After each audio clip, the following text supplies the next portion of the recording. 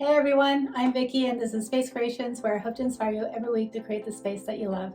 Today I'm going to show you how easy it is to install, or in my case, reinstall a bathroom doorknob.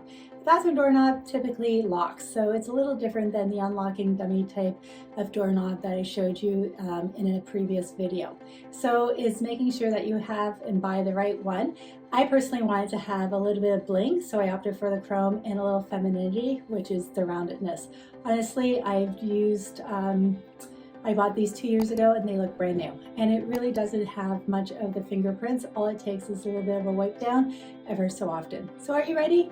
Let's get started. Alrighty, as you can see, there are two different screws that you just need to unscrew in order to take the doorknob off. As well, you need to take the actual plate and the two screws off from here, and this will remove the doorknob and plate totally. Let's unscrew the actual doorknobs. All you need to do is find the screwdriver that matches your actual screws in the handle. So it's just easy peasy, lemon squeezy to unscrew each one. These are typically a lot longer, so it might take you a few seconds to get them undone.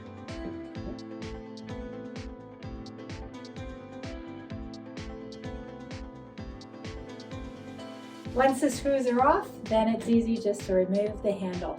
Let's just remove the plate so we can remove the other doorknob.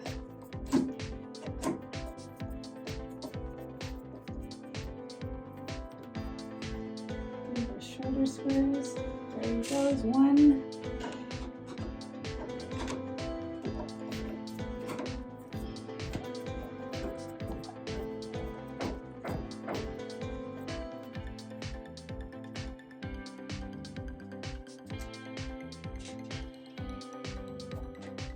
You're ready to remove the outer doorknob. All you have to do is press the lever in and take it out.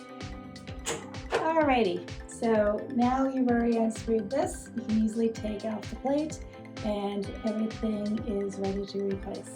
Alrighty, all you can see is an empty doorknob and you're easy or ready to replace the doorknob. For everyone, what you need to really remember is that you want the doorknob to actually have the locking, or the one that has the mechanism going from the outside, and the locking one, which looks like this, on the inside.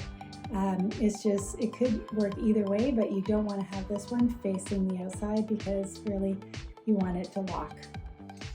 Everyone, when you are actually installing your faceplate, as you can see, there is a beveled edge and you want it to actually face outward. So you're actually going to be able to open and close the door, and this is the first pressure it will actually hit, and it will go in easily. If you did it the opposite way, it would actually hit the hard part and the flat part, and it won't actually go in with ease. So always keep that in mind when you're ready to install.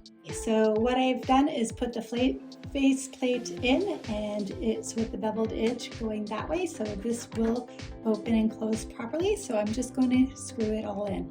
Kit will come with these little wood screws, which is the tiny ones, and all you need to do is match it with the hole and just screw them all in.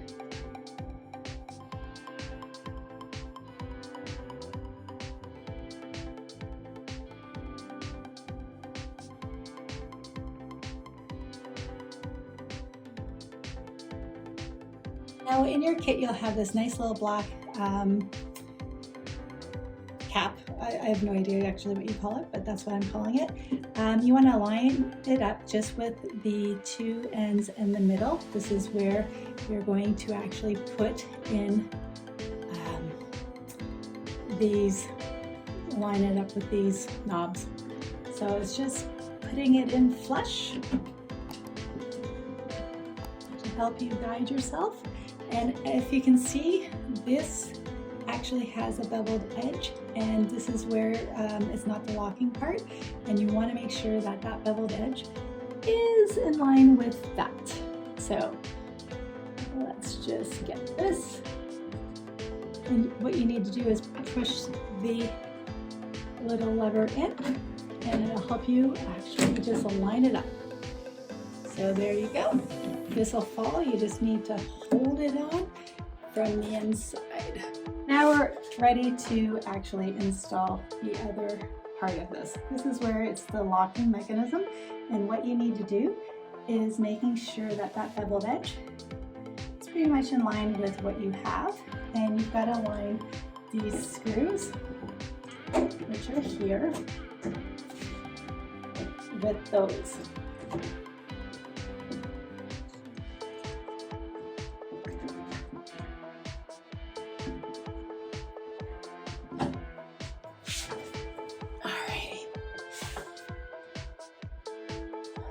So you need to thread these, and if it kind of just threads in right away, you know you actually have the screw in place. And I recommend screw it in before putting the other one, at least halfway in, just to give it some position hold.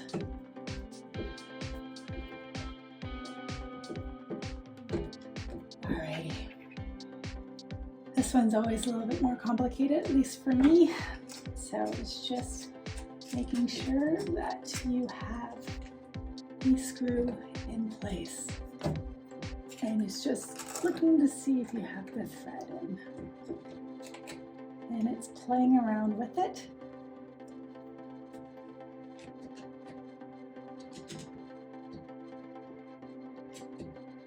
To make sure that you do have it. Which I know I don't.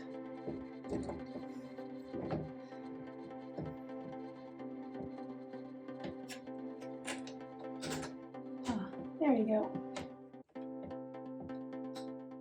So I'd manually screw it in just a little bit, just so you can get it. And it will be easier to do once you have it already threaded just a little bit. Now it's easy peasy. I'm not very good at doing the screwdriving. I hardly ever do it. But it just takes a little practice. There. Not bad. There's that one. Let's make sure this is nice and tight. There you go. Alrighty, as you can see, it works, and let's just test it out.